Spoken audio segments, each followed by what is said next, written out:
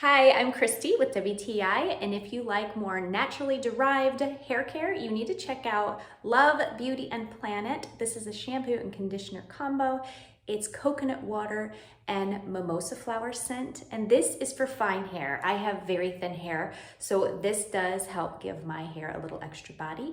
It's also incredibly moisturizing. There's a little bit of coconut oil in here. It definitely smells like coconut with little hints of floral, but not as strong. The most dominant scent is definitely coconut.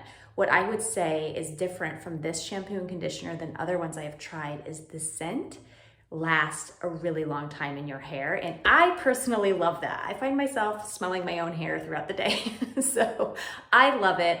I love that it's paraben free, sulfate free, lots of things that it doesn't have in it that you don't want in your shampoo and conditioner. So if that is something you love and you've got fine hair and you want a little extra oomph, I would check this out.